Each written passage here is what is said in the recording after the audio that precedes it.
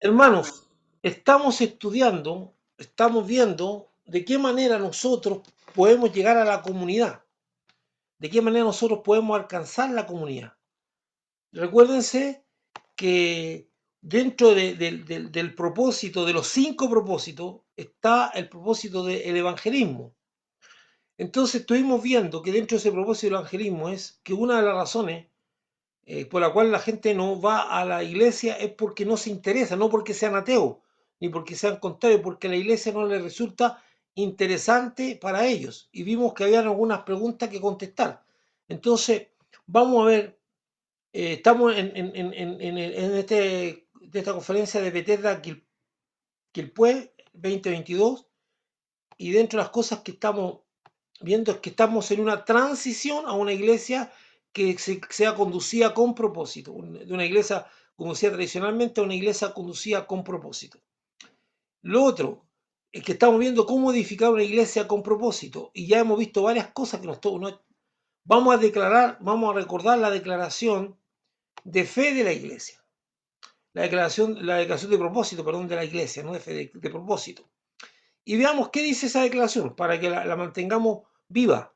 La iglesia Bethesda Quilpué tiene el propósito, está establecida por Dios para cumplir el propósito de ir a buscar a las personas en las cuales Dios está trabajando para integrarlas a la familia de Dios, a la iglesia, con el propósito de enseñarles a amar, a conocer, a amar y a adorar a Dios a través de una experiencia personal. Guiarlas para crecer, para parecerse más a Cristo cada día, capacitarlas y equiparlas para su misión en el mundo y el servicio en la iglesia.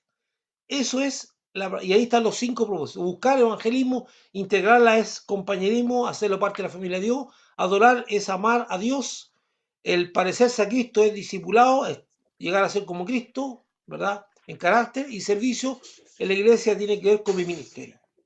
Entonces, recordemos, no es suficiente definirlo así como está definido el propósito, sino que hay que comunicarlo.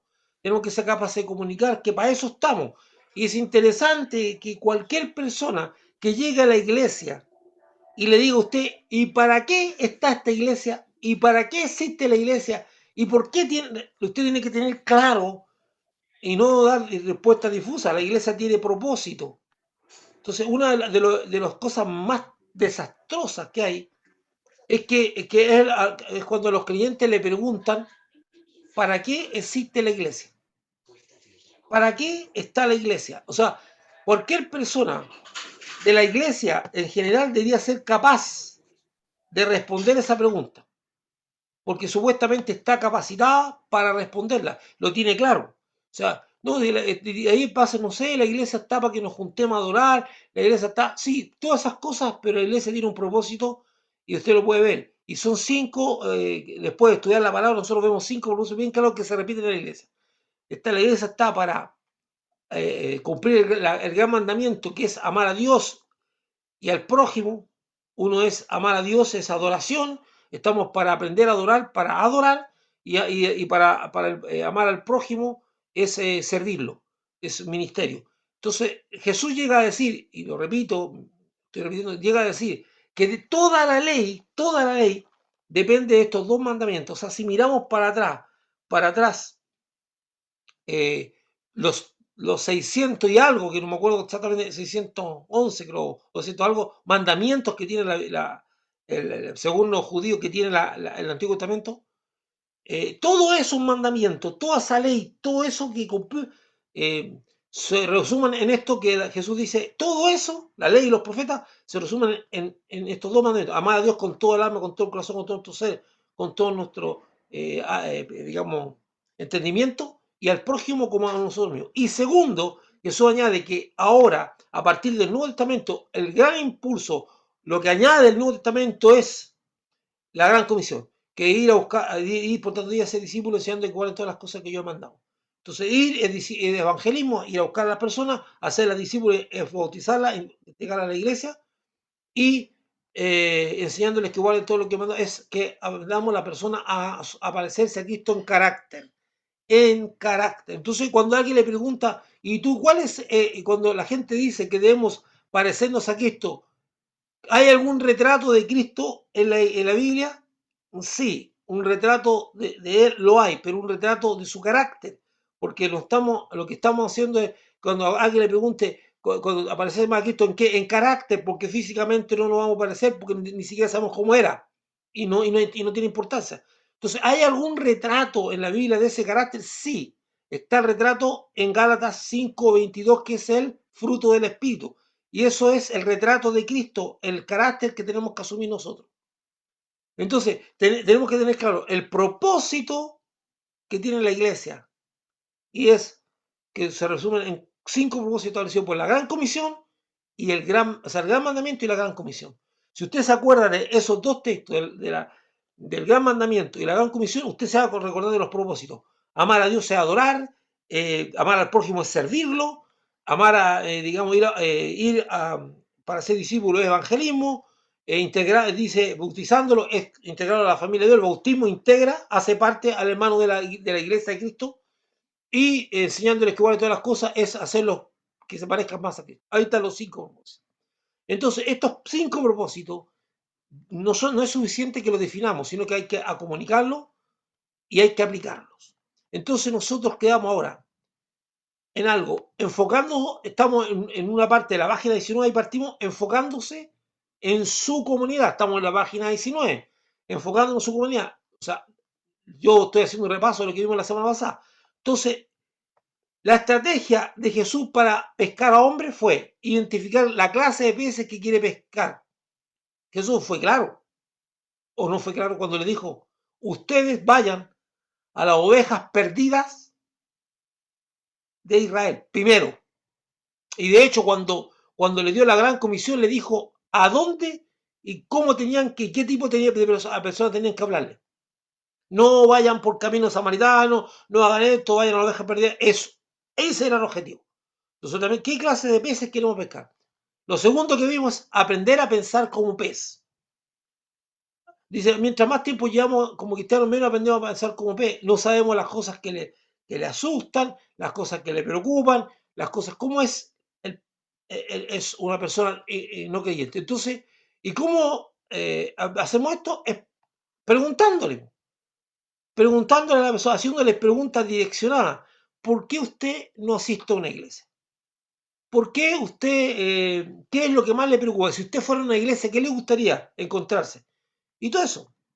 Entonces, las 4 quejas más grandes en la zona de Salva, que el pastor estamos poniéndolo como ejemplo ahí, porque había que hacer un escáner, una encuesta ahí en la iglesia, eran cosas como esta. Los sermones son aburridos e irrelevantes. Alguien puede decir, bueno, nosotros no estamos para entretener a la gente, sí, pero tampoco estamos para atormentarla. O sea, ninguna de las dos cosas. No estamos para aburrir a la gente, ni estamos para atormentarla con cosas aburridas, con cosas que no tienen, que a usted no. Porque hay gente que va a la iglesia y quiere escuchar cosas relevantes. ¿Y qué es lo que es algo relevante?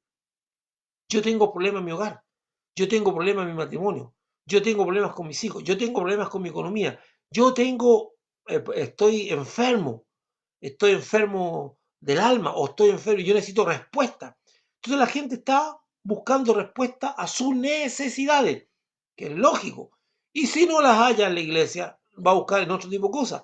Va a consultar a brujo, va a consultar. Entonces la iglesia, más que preocuparse de adoctrinar a la gente en la doctrina del Evangelio, que eso es para servicios de día de semana o para grupos pequeños o para clases de discipulado más profundos, el día domingo tiene que ser para tratar los problemas que le están aquejando a la gente, lo que le está preocupando, lo que le está quejando. ¿Y cómo lo vemos eso? Preguntándole a las personas, o estando atentos, o dándonos cuenta de lo que está pasando con nuestras ovejas. Todo eso, todo, o lo que le preocupa a la comunidad. ¿Qué está pasando? Entonces los sermones tienen que ser relevantes, o sea, tienen que atender a las necesidades. Los mismos no son amigables, la otra queja con los visitantes. Y hay iglesias donde nadie toma en cuenta la visita, nadie se acerca a saludarla, nadie se acerca a preguntarle qué requiere y tratar a la visita no como un paquete de visita. No existe, o sea, a ver, la visita no es un estándar de visita. Hay visitas que van a llegar a la iglesia que usted le puede decir, mire, usted me quiere acompañar para ubicar un asiento, te va a decir, ya, lléveme. Y hay otras que va a decir, no, no, no, quiero quedarme aquí atrás. No, es que lo quiere llevar obligado para adelante. No lo tiene que llevar para adelante. Tiene que, o sea, tiene que entender que esa persona tiene miedo, está en un lugar que no tiene ni siquiera conocimiento, está ahí porque Dios lo llevó y muchas veces no tiene. Entonces, tenemos que aprender a pensar en los temores, respetar esas cosas que afligen el corazón de la visita, porque alguna vez usted también fue visitado y tiene que hacer recuerdo de cómo era. Hay demasiada énfasis en el dinero, sí. Hay algunas iglesias que recogen hasta 4 ofrendas, hasta que cumplen la meta. Y otros más, y hablan mucho de, no, si yo he estado en esos cursos que ya, sobre todo en iglesias de tipo pentecostales, hasta 4 ofrendas hasta que se cumpla la cuota que se terminó y cosas así. Pero bueno, hay iglesias que hablan mucho de dinero. Hay un mar, o sea, oye, escúcheme, yo no estoy diciendo que usted no debe hablar de dinero. ¿Ah? De hecho, yo enseño, no tengo problema en enseñar sobre diezmo, yo soy un diezmador, yo no tengo ningún problema en enseñar de diezmo.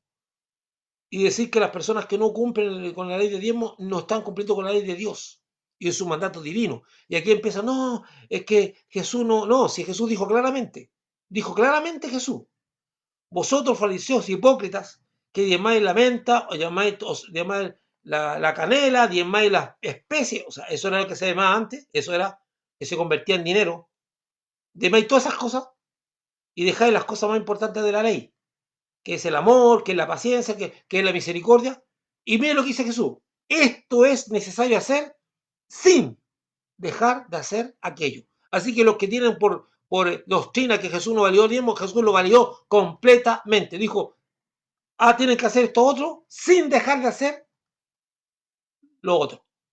Entonces ahí por ahí hay algunos hermanos, mire, voy a tomar un tiempo con esto. Como yo soy un diezmador, yo aprendí a diezmar. Para mí eso, yo aparto mi diezmo inmediatamente. Eso ese dinero no existe para mí. Y Dios nunca me ha fallado. Entonces, el asunto es el siguiente. Las veces que yo escucho hablar contra el diezmo, nunca he escuchado a una persona que quiere dar más. Uy, me canté, pastor, yo me pongo al diezmo. ¿Por qué no? Porque no deberíamos dar diezmo, deberíamos dar más del diezmo. No, todos los que están contra el diezmo es porque son miserables de corazón y quieren dar menos. Porque nunca he escuchado a una persona que dice, yo quiero más para mi Dios. Porque el diezmo se entrega a Dios. El diezmo se presenta en el altar, a Dios. Y por eso las personas, los que están ministrando, tienen que bendecir a la gente que está entregando su diezmo, porque están haciéndolo en el nombre de Dios.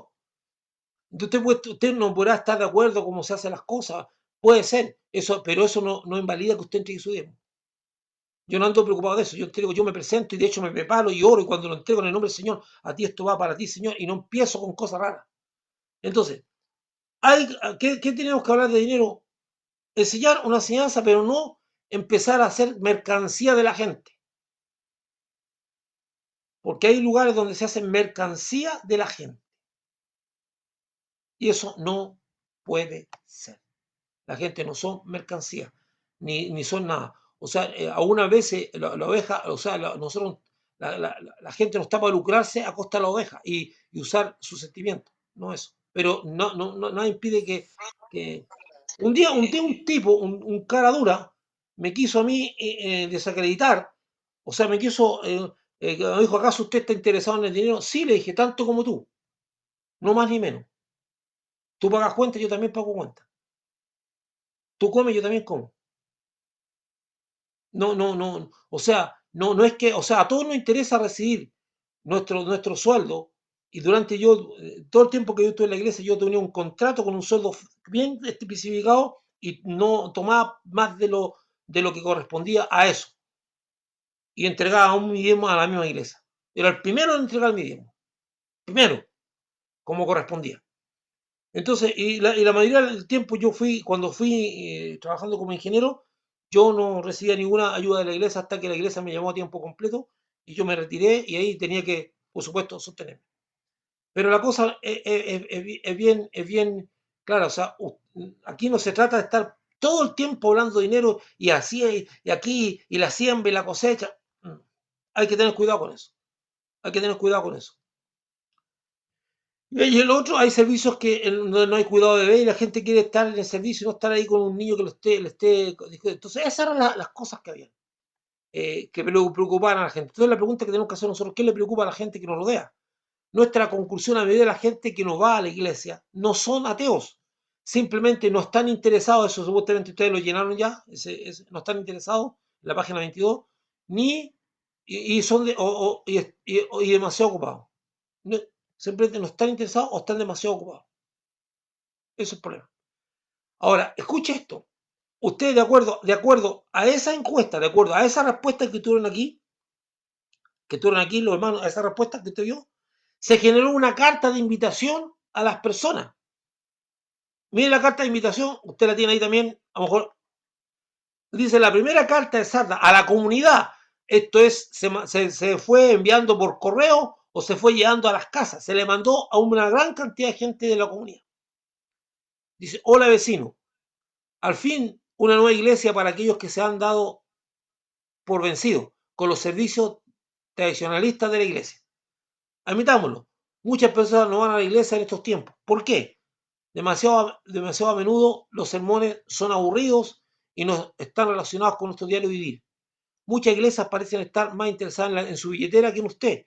Los miembros no son amables con los visitantes. Usted cuestiona la calidad del cuidado de sus pequeñitos en la guardería infantil de la iglesia. Apuntó a lo que la gente estaba diciendo. ¿Cree usted que ir a la iglesia debería ser una experiencia agradable? Bueno, tenemos buena noticia para usted. La iglesia comunidad del Valle de Salva es una iglesia nueva diseñada para satisfacer sus necesidades en los años 80. Eso fue la carta que en ese tiempo. Somos un grupo de personas alegres, amables, que han descubierto la alegría y el estilo de vida cristiano. En la iglesia comunitaria del Valle de Salva, usted encontrará nuevos amigos y conocerá mejor a sus vecinos. Disfruta de música emocionante con un sabor moderno. Cuando está hablando de un sabor moderno significa que música que no tiene, o sea, no es que estén haciendo música para satisfacer a la gente, sino que es como lo que usted canta, como Marco Witt. Acuérdense que Marco Witt y todos estos cantantes de Julián Romero en otros tiempos eran vetados por la iglesia. Sí, vamos acordándonos. Algunos eran considerados prácticamente diabólicos porque tenían una alabanza más de acorde a los tiempos. Si esas son las realidades, hermano, algunas veces no nos acordamos de las cosas que hemos vivido. Ahora todo el mundo está feliz de escuchar a Dan Romero, de escuchar a Lily Woman, escuchar y se emociona con el cántico y la alabanza, pero en un tiempo fueron muy duramente criticados. Y que la única música sacra era los himnos. Ahora nos hemos ido al otro extremo, porque ahora no cantamos ni siquiera himnos. O sea, estamos mal, por, o sea, aquí somos extremistas, o nos vamos a uno o al otro. Pero deberíamos ser, eso es lo que es equilibrio. Bueno, entonces dice, escuchar mensajes prácticos y positivos que le animarán cada semana. ¿Qué está diciendo eso? Vamos a ver cuáles son sus necesidades para hablarle de Dios conforme a sus necesidades. ¿Ah? Usted, y eso yo lo tengo que aplicar en mi ministerio, hermano. Mire, si yo voy a visitar a una persona que está moribunda, yo no le voy a hablar, no, yo no le voy a hablarle del ministerio, yo no le voy a hablarle de otras cosas. Yo tengo que saber que a esa persona le preocupa enfrentarse con Dios. Por lo tanto, mi mensaje para él y lo que yo tengo que hablarle a él es ir dándole confianza de acuerdo a las promesas que hay en la Biblia, porque eso es lo que le interesa escuchar. No, incluso no le interesa que usted le esté hablando de qué buen cristiano es. A él no le interesa esas cosas. Le interesa saber cómo se prepara para encontrarse con Dios. Si, y eso es lo mismo que, lo mismo, es tan cierto, usted podrá tener si usted va a ver, por ejemplo, cuando Dios habló de la sanidad interior, ¿por qué habló de la sanidad interior? ¿Por qué Dios? Porque había mucha gente enferma. Entonces, no, es que está de moda, Dios no trató con la moda, actúa de acuerdo a la necesidad de su pueblo y levantó una cantidad de gente que a uno lo hicieron bien o no lo hicieron bien, pero hablando sobre que la iglesia necesita ser sana, que usted necesita ser sano. Y todavía hay gente que lo necesita. ¿Verdad? ¿Por qué?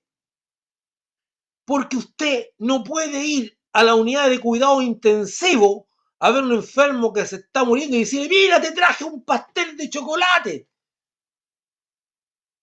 esa persona o está mal o está en terapia. Dice, no tiene, qué va a saber de pastel de chocolate? ¿Qué sabor le va a encontrar si está con agujas puestas, con suero por todos lados? No lo va a apreciar, ni le interesa. Entonces, si usted le dice a una persona que está enferma, a una iglesia enferma, vamos a hacer fiesta y vamos a celebrar al Señor, la iglesia enferma no sabe lo que es celebrar a un Señor. Las personas enfermas no entienden la celebración porque su necesidad, y durante un tiempo la iglesia estaba con mucha gente enferma del alma, había mucha gente llena de bronca y de odio, ya sea estaban con resentimientos acumulados hacia sus padres, hacia su esposo, hacia su esposa, había muchas de esas cosas, hay una falta de sanidad muy grande en la iglesia, gente que había vivido experiencias terribles en su vida y que no la había superado. Entonces Dios levantó algo que era para el momento y los mensajes fueron destinados ahora. Ahora, oh, es que ya se le pasó la onda de la sanidad interior. No es que una onda. Dios pone la música que tenemos que bailar, no nosotros. Dios sabe qué es lo que, de qué va a hablar en cada momento. Esto no se trata de onda. Si Dios puso énfasis y levantó mucha gente a hablar de sanidad interior porque Dios creyó que era necesario sanar a la iglesia que está enferma. Y de repente Dios quiere mandar un avivamiento, empieza a hablar de esas cosas. La iglesia no se mueve por ondas, se mueve conforme a Dios la mueve. Por eso la palabra del apóstol Pablo está en clara. ¿Qué quieres tú, Señor, que yo haga? ¿Qué quieres tú que yo haga? No lo que queremos nosotros hacer. ¿Qué es lo que Dios quiere que hagamos? Espero que me esté dando a entender. Y dice, y lo otro, escuchar mensajes prácticos. Eso es mensaje práctico, hablar lo que Dios quiere hablar a las personas. Dejar a su pequeñito con confianza al cuidado de trabajadores dedicados a nuestra guardería. Mire, en Estados Unidos se da mucho secuestro de niños. Y yo en varias iglesias donde estuve, al niño se le escanea la mano, que le tienen tomadas las huellas digitales. Entonces le ponen la mano en un lector de huellas y genera dos etiquetas. Una se la ponen al niño aquí y la otra se la pasan al papá. Y ni siquiera el padre puede retirarlo si no trae esa etiqueta. Tiene que ser todo un protocolo para retirarlo. Y alguien dice, ¿y por qué? Porque puede que haya un conflicto o llega la mamá y dice, mire, vengo a retirar al niño. ¿Y tiene la cosita? No se lo voy a dar. ¿Por qué? Porque puede ser que la mamá tenga un conflicto con su papá y se lo esté llevando a la mala. Y eso puede traer juicio en Estados Unidos a la iglesia. Y ningún desconocido, ninguna persona puede tirar hasta que le hacen la lectura al asunto. Son iglesias grandes, tienen muchos, cientos, algunos miles de niños. Entonces, el cuidado del niño es una cosa importante. O sea, hay que darle confianza al padre que donde deja a su hijo va a estar bien cuidado. Nosotros no alcanzamos esos niveles porque no somos tantos. Pero sí hay que darle confianza a la persona que el niño va a ser retirado y si llega una persona extraña a retirarla, usted tiene que llamar por teléfono a la persona que está en la guardería y decirle, ¿sabe qué? Va a tal persona o la persona llama por teléfono y confirmar con estas que esta persona que va a retirar al niño es confiable. Todo eso. Hay cosas que podemos hacer igual, a nuestra medida. ¿Por qué no darse ánimo en vez de deprimirse este domingo? Lo invito a ser mi invitado especial en nuestra primera celebración pública el domingo de Pascua, el 6 de abril a las 11 horas. Actualmente nos estamos reuniendo en el teatro de la Escuela Secundaria Laguna Hill. Si usted no es miembro de ninguna iglesia, pruebe con nosotros, descubra la diferencia. Atentamente. Bueno, esta carta llegó antes a la gente y el día del domingo que ellos hicieron, el domingo anterior a 6 de abril, por ahí por 29, me parece 29 de marzo, hicieron un culto de práctica y llegaron 60 personas al culto, que era un culto de práctica. Y al culto oficial llegaron 200 personas. Enfóquese en qué área y dónde se encuentra la audiencia más receptiva. Si alguno no os recibe, ni oyere vuestra palabra, salid de aquella casa o ciudad, sacudid el polvo de vuestros pies. Eso lo dice Jesús. Busquen dónde quieren ser receptivos. No empiezan ahí a porfiar, que no, que el poder de Dios. Jesús le dijo a ellos, si no lo reciben ahí, vayan a otro lugar. Por eso dice, enfóquese en el área donde Jesús le dijo a un no creyente, no estáis lejos del reino de Dios. O sea, esa persona era receptiva. Otros que no son receptivos. Entonces pasamos al tercer punto. El primer punto es, los dos primeros puntos, recordando, dice, ahí está, identifique qué clase de peces quiere pescar y el segundo, aprenda a pensar como pez. ¿Qué es lo que le preocupa a una persona? Y respetarlo, porque el pez llega a un grupo, a la iglesia y llega complicado. Dice, vaya donde los peces estén mordiendo. Él usa mucho el lenguaje que usó Jesús de pescar, porque hay lugares donde nadie, no, está, enfóquese el área donde se encuentra la audiencia más receptiva. Si alguno no os recibiere ni oyere vuestras palabras, salid aquí a la casa, bueno, y se los pies, ¿verdad? Jesús le dijo a su alumno que eso también está ahí.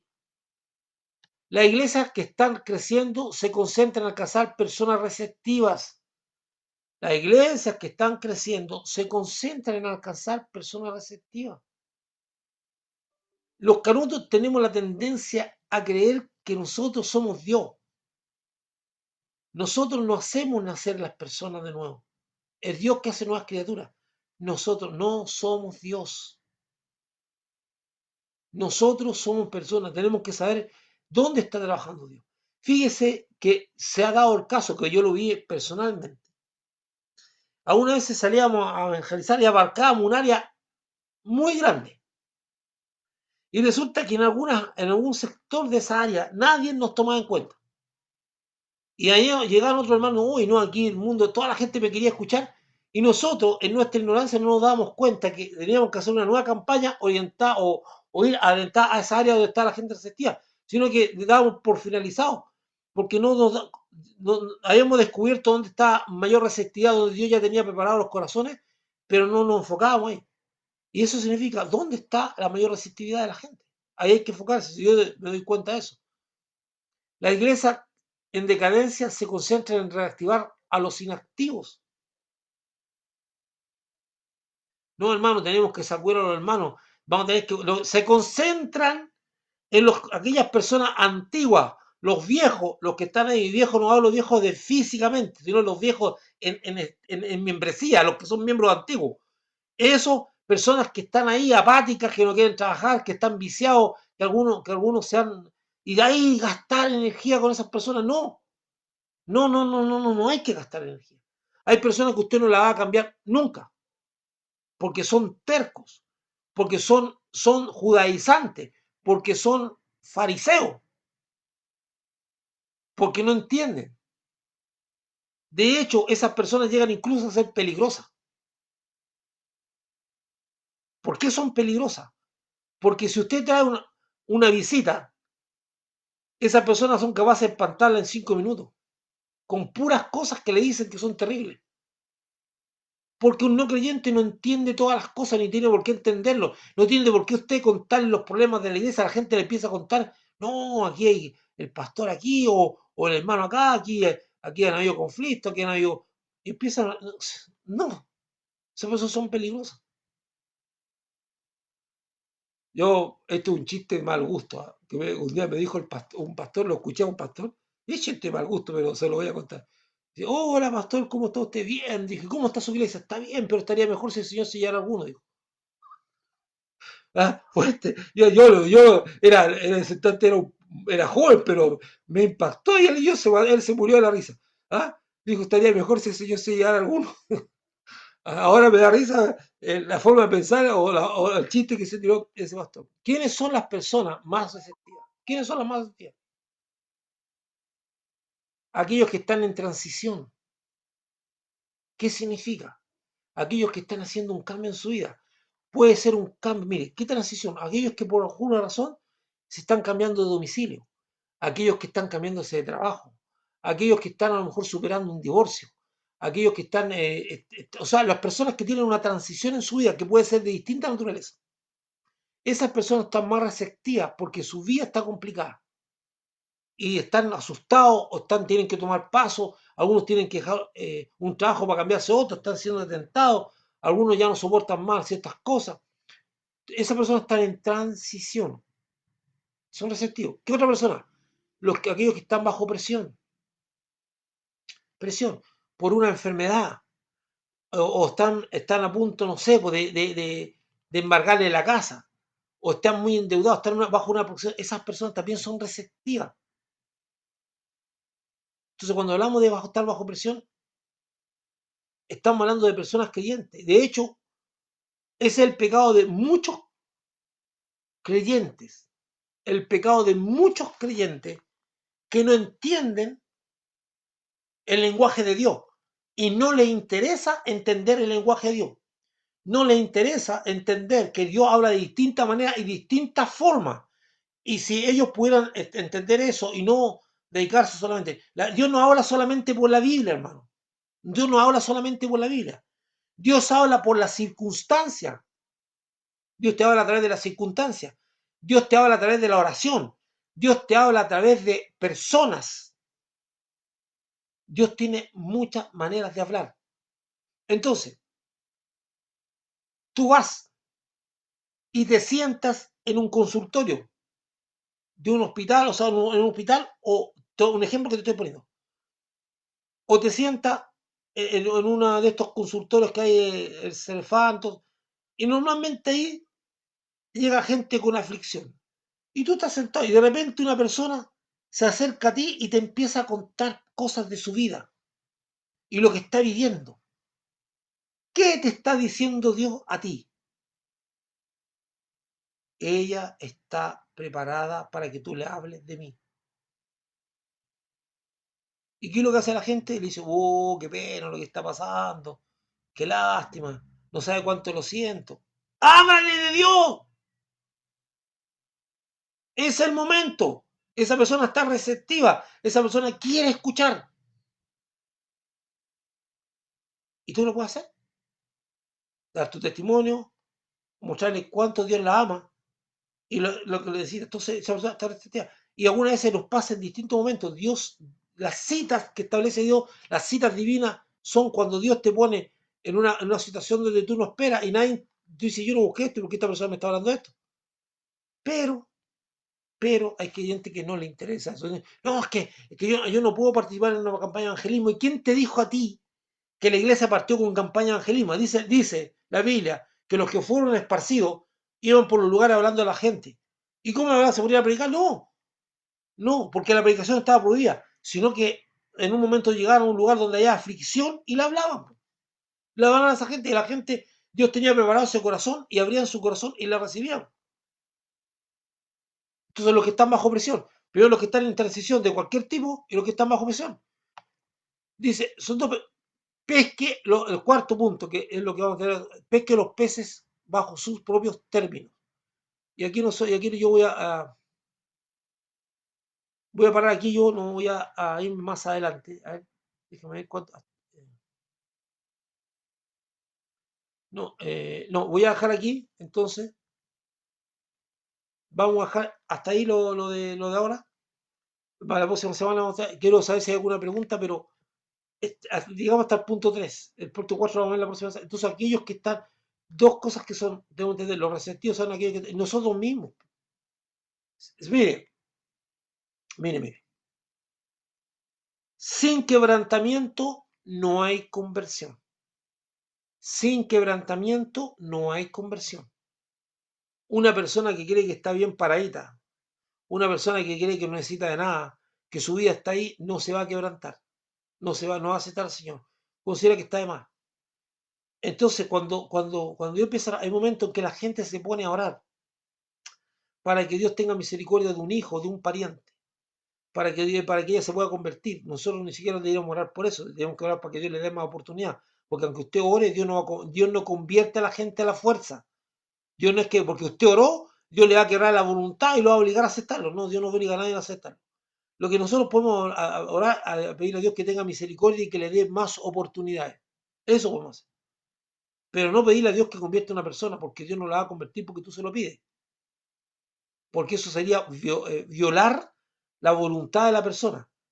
Entonces, cuando tú estás orando por una persona para que esta persona a lo mejor pueda llegar a conocer a Dios, te advierto lo que va a pasar. Esta persona se va a derrumbar entera, Dios la va a quebrantar hasta el piso. Entonces de repente hay mamás que están orando por sus hijos para que conozcan a Dios y Dios viene y empieza el muchacho a desastrar la vida, se empieza a venir abajo, su vida se empieza a hacer pedazos, Dios lo empieza a quebrantar, para llevarlo hasta el piso mismo. ¿Qué es lo que hace la mamá? Oh, Señor, ayuda a mi hijo. Y revierte la oración. No, porque sin quebrantamiento no hay arrepentimiento. Y sin arrepentimiento no hay conversión. Nosotros, las personas, cuando se entregan a la oración, cuando están quebrantadas, cuando su capacidad ya llegó al límite y no pueden hacer más, entonces reconocen que necesitan de Dios. Y si no hay ese reconocimiento, no hay nada. Eh, Mis queridos hermanos, voy a dejar hasta aquí la parte y voy a parar la grabación que la voy a subir después